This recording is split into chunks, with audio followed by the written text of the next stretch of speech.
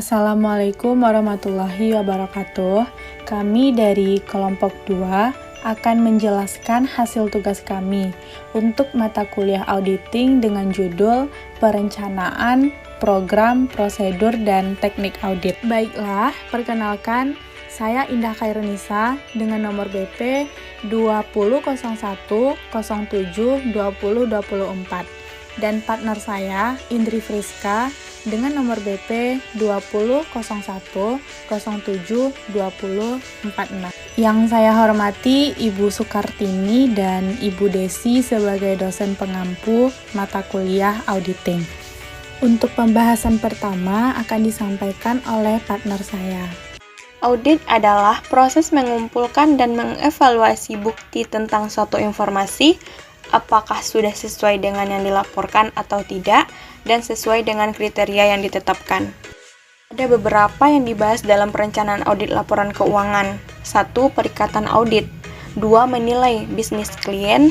3. Perencanaan audit awal. 4. Prosedur analitis dan jenis prosedur auditor. 5. Program audit. 6. Prosedur dan teknik audit. Perikatan audit diperlukan oleh klien untuk jasa auditing melalui ikatan perjanjian dengan auditor. Proses perikatan audit. Yang pertama, mengevaluasi integritas manajemen. Untuk dapat menerima perikatan audit, auditor itu berkepentingan untuk mengevaluasi integrasi manajemen, agar auditor mendapatkan keyakinan bahwa manajemen perusahaan dapat dipercaya sehingga laporan keuangan yang diaudit bebas dari salah saji material sebagai akibat dari adanya integrasi manajemen. Yang kedua, mengidentifikasi keadaan khusus dan luar biasa. Faktor yang perlu dipertimbangkan oleh auditor tentang kondisi khusus dan risiko luar biasa yang mungkin berdampak terhadap penerimaan perikatan audit dari calon klien. Selanjutnya yang ketiga, kompetensi untuk melaksanakan audit. Sebelum auditor menerima suatu perikatan audit, ia harus mempertimbangkan apakah ia dan anggota tim auditnya memiliki kompetensi memadai untuk melaksanakan perikatan tersebut, sesuai dengan standar auditing yang ditetapkan oleh Ikatan Akuntan Indonesia. Yang keempat, menilai independensi auditor. Pelaksanaan audit atas laporan keuangan harus dilakukan oleh orang yang kompeten dan independen. Kantor akuntan publik diharuskan untuk mengikuti beberapa praktik untuk meningkatkan independensi dari semua personelnya. Next, yang kelima, kemampuan untuk menggunakan kemahiran profesional dalam kecermatan dan keseksamaan. Di sini mempertimbangkan penerimaan atau penolakan suatu perikatan audit. Auditor harus mempertimbangkan apakah ia dapat melaksanakan audit dan menyusun laporan auditnya secara cermat dan seksama. Kecermatan dan keseksamaan penggunaan kemahiran profesional auditor ditentukan oleh ketersediaan waktu yang memadai untuk merencanakan dan melaksanakan audit. Yang keenam, membuat surat perikatan audit. Surat perikatan audit dibuat oleh auditor untuk kliennya yang berfungsi untuk mendokumentasikan dan menegaskan penerimaan auditor atas penunjukan oleh klien. Kesepakatan tentang reproduksi laporan keuangan auditing serta bentuk laporan keuangan yang akan diterbitkan oleh auditor. Bagi auditor manapun, kliennya berkepentingan terhadap surat perikatan audit didokumentasikan, sehingga dapat dicegah terjadinya kesalahpahaman yang mungkin timbul antara auditor dengan kliennya. Cara yang dapat ditempuh oleh auditor dalam mengevaluasi integrasi manajemen. Yang pertama, melakukan komunikasi dengan auditor pendahulu. Yang kedua, meminta keterangan kepada pihak ketiga. Yang ketiga, melakukan review terhadap pengalaman auditor di masa lalu berhubungan dengan klien yang bersangkutan. Cara diketahui risiko luar biasa berdampak penerimaan perikatan audit dari calon klien. Yang pertama itu mengidentifikasi pemakaian laporan audit. Yang kedua, mendapatkan informasi tentang stabilitas keuangan dan legal calon klien di masa depan. Yang ketiga, mengevaluasi kemungkinan dapat atau tidaknya laporan keuangan calon klien diaudit. Cara mempertimbangkan kompetensi audit ditetapkan oleh Ikatan Akuntansi Indonesia. 1. Mengidentifikasi anggota adalah kunci tim. 2. Mempertimbangkan dalam mencari bantuan dan spesialis untuk pelaksanaan audit. Menilai bisnis klien. Sifat bisnis, audit harus memperoleh pemahaman yang memadai tentang entitas dan lingkungannya. Pengendalian internal untuk menilai risiko salah saji yang material pada laporan keuangan, karena kekeliruan maupun kecurangan, dan merancang suatu sifat, penetapan, waktu, serta luas prosedur audit. Faktor pentingnya dari pemahaman atas bisnis dan industri klien. 1. Teknologi informasi yang menghubungkan perusahaan klien dengan pelanggan dan pemasok utama. Akibatnya, auditor memerlukan pengetahuan yang lebih mendalam tentang pelanggan dan pemasok utama itu, serta risiko yang berkaitan. 2. Klien telah memperluas operasinya secara global, yang seringkali melalui joint venture, aliansi strategis. 3. Teknologi informasi mempengaruhi proses internal klien yang meningkatkan mutu dan ketetapan waktu informasi akuntansi. 4. Semakin pentingnya modal manusia dan aktiva tidak berwujud lainnya telah meningkatkan kerumitan akuntansi serta pentingnya penilaian dan sistemasi manajemen. 5. Auditor membutuhkan pengalaman bisnis. Perencanaan awal. Tujuan perencanaan awal yaitu mendapatkan sebuah pemahaman bisnis klien, digunakan untuk menilai risiko klien dan risiko salah saji material dalam laporan keuangan. Cara perencanaan awalnya yaitu, auditor harus memutuskan akan menerima seorang klien baru atau melanjutkan klien yang lama. Auditor mengidentifikasi mengapa klien membutuhkan audit. Auditor memperoleh pemahaman klien tentang cara penugasan untuk menghindari kesalahpahaman. Staf untuk penugasan dipilih, termasuk bila dibutuhkan spesialis auditor. Perencanaan audit awal. Proses membuat perencanaan audit dengan baik. Yang pertama, pemahaman bisnis klien. Yang kedua, sifat dan jenis usaha klien. Yang ketiga, struktur organisasinya. Dan yang keempat, struktur pemodalan. Yang kelima, metode produksi. Yang keenam, pemasaran, dan yang ketujuh, distribusi. Prosedur analitis. Proses mengevaluasi informasi keuangan melalui analisis kecenderungan, rasio atau hubungan antara data keuangan atau non-keuangan. Contohnya, akun beban bunga dengan cara mengoperasikan dan mengalihkan tingkat bunga rata-rata dengan salah pinjaman rata. Jenis prosedur auditor. Yang pertama, penyelidikan. Bukti yang dikumpulkan melalui penyelidikan formal atau informal umumnya tidak dapat berdiri sendiri sebagai bukti yang meyakinkan. Sebab auditor umumnya akan menerapkan prosedur jenis lainnya, seperti memeriksa beberapa dokumen pendukung untuk mengecek apakah keterangan klien benar-benar akurat dan dapat dipercaya. Yang kedua, teknik konfirmasi. Konfirmasi mirip dengan penyelidikan, karena juga merupakan prosedur untuk meminta informasi. Namun, konfirmasi biasanya dilakukan dengan meminta pihak ketiga, bukan klien, untuk mengkonfirmasi transaksi dan saldo. Yang ketiga, pemeriksaan catatan atau dokumen. Catatan atau dokumen adalah proses pengumpulan bukti dengan memeriksa catatan atau dokumen. Jenis prosedur audit ini dilakukan dengan cara menjamin catatan transaksi ke dokumen pendukung atau menelusuri dokumen pendukung ke catatan transaksi. Contohnya, auditor dapat menggunakan prosedur inspeksi untuk menguji asersi terjadinya transaksi biaya dengan menjamin mereka menerima laporan, faktur pemasok, dan pesanan pembelian.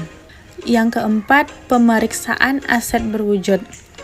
Pemeriksaan aset berwujud adalah proses pemeriksaan fisik aset berwujud seperti properti, pabrik, dan peralatan.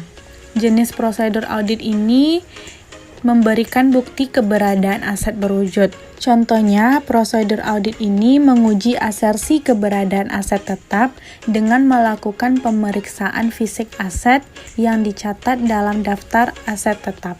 Yang kelima, pengamatan atau observasi. Observasi adalah proses yang dilakukan auditor dengan melihat prosedur yang dilakukan oleh klien. Jenis prosedur ini memberikan bukti bahwa prosedur klien benar-benar terjadi pada saat auditor melakukan observasi. Misalnya, auditor dapat melakukan prosedur observasi dengan menyaksikan perhitungan persediaan oleh klien. Yang keenam, perhitungan ulang. Perhitungan ulang adalah proses penghitungan ulang pekerjaan yang telah dilakukan klien untuk melihat apakah terdapat hasil yang berbeda antara pekerjaan auditor dan pekerjaan klien. Misalnya, auditor dapat melakukan penghitungan ulang atas penyusutan aset tetap untuk menguji asersi penilaian mereka. Yang ketujuh, performa ulang. Re-performance adalah proses auditor secara independen melakukan prosedur pengendalian yang semula dilakukan sebagian dari sistem pengendalian internal oleh klien. Contohnya, auditor dapat menggunakan prosedur audit kinerja ulang dalam pengujian pengendalian atas prosedur rekonsiliasi bank yang telah dilakukan klien. Yang terakhir, prosedur analitis. Prosedur analitis adalah proses mengevaluasi informasi keuangan melalui analisis kecenderungan, rasio, atau hubungan antar data, baik data keuangan maupun non-keuangan. Auditor menerapkan prosedur audit dengan cara menganalisis transaksi atau saldo akun dan membandingkannya dengan catatan yang dimiliki klien. Program audit adalah kumpulan prosedur audit dibuat secara tertulis, yang rinci dan dijalankan untuk mencapai tujuan audit. Lebih baik dibuat terpisah untuk compliance test dan substantive test. Tujuan program audit: 1.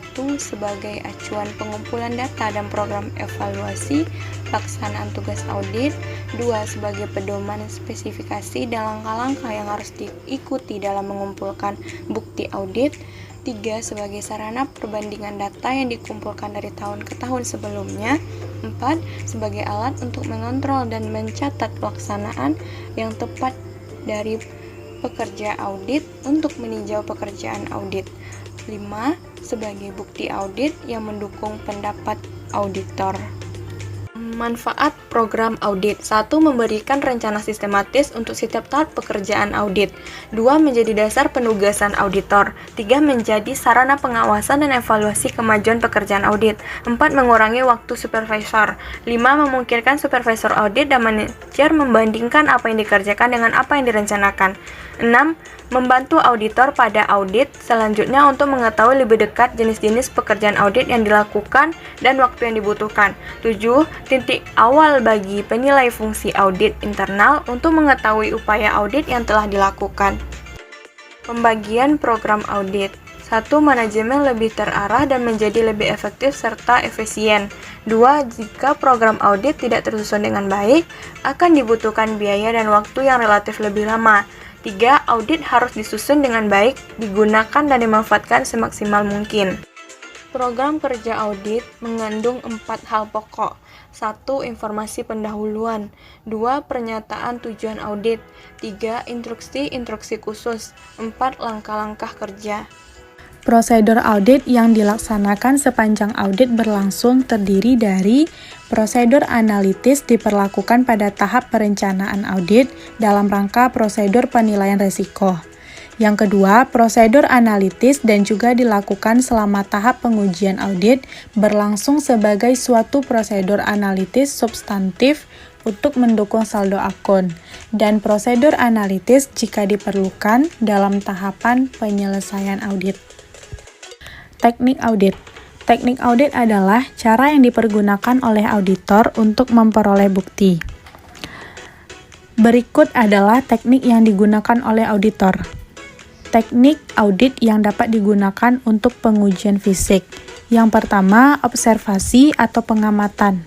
Peninjauan dan pengamatan atas suatu objek secara hati-hati, ilmiah, dan berkesinambungan selama kurun waktu tertentu untuk keadaan atau masalah membuktikan sesuatu. Yang kedua, inventarisasi atau opname.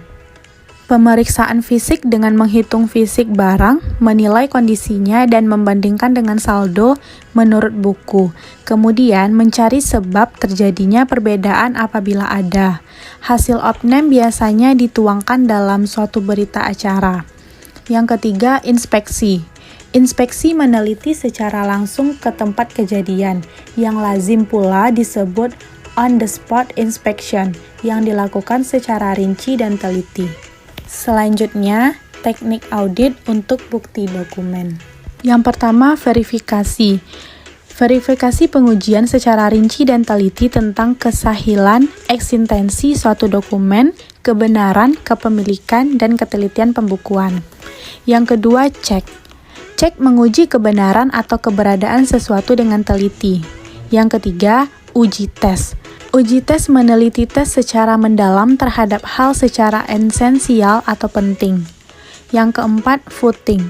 Footing menguji kebenaran penjumlahan subtotal dan total dari atas ke bawah. Footing dilakukan terhadap data yang disediakan audit.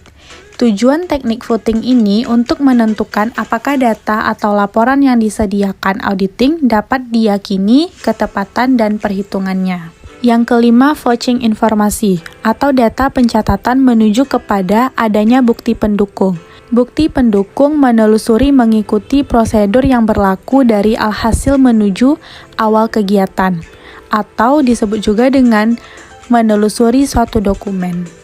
Yang keenam, trasir atau telusur. Trasir adalah teknik audit dengan menelusuri suatu bukti transaksi atau kejadian menuju ke penyajian dalam suatu dokumen.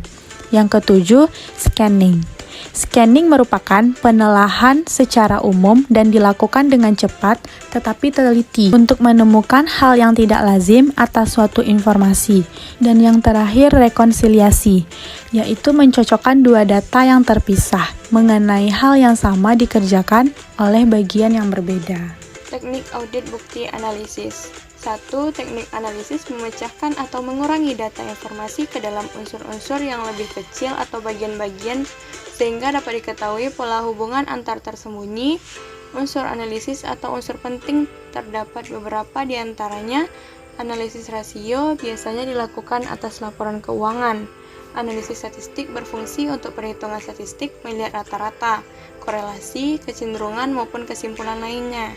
Perbandingan dengan bagian lain atau unit kerja lainnya yang diketahui oleh auditor. 2. Evaluasi merupakan cara memperoleh suatu kesimpulan dengan mencari pola hubungan atau dengan menghubungkan atau merakit berbagai informasi yang telah diperoleh baik bukti intern maupun ekstern. Investigasi adalah suatu upaya untuk mengupas secara intensif suatu permasalahan melalui penjabaran, penguraian, dan penelitian secara mendalam. Tujuannya untuk memastikan apakah indikasi yang diperoleh dari teknik audit yang lainnya dilakukan memang benar terjadi. 4. Perbandingan, yaitu membandingkan data dari satu unit kerja dengan unit kerja lainnya atas hal yang sama dan periode yang sama atau hal yang sama dengan periode yang berbeda, kemudian ditariklah kesimpulan. Teknik audit untuk bukti keterangan. 1. Konfirmasi adalah membuktikan, memperoleh bukti sebagai kepastian bagi auditor dengan cara mendapatkan informasi yang sah dari pihak luar audit. Konfirmasi terdapat konfirmasi positif, yaitu konfirmasi yang dijawab secara tertulis oleh pihak luar, dan konfirmasi negatif merupakan konfirmasi meminta jawaban tertulis bila data yang dikonfirmasi berbeda. Permintaan informasi dilakukan dengan tujuan menggali informasi tertentu berbagai pihak yang berkompeten. Hal-hal yang perlu diperhatikan yaitu dari sumber informasi. Terima kasih telah menonton video penjelasan dari kelompok kami. Jika ada saran dan kritik, bisa disampaikan di kolom komentar. Baik, jika ada penyampaian yang salah, mohon maaf. Wassalamualaikum warahmatullahi wabarakatuh.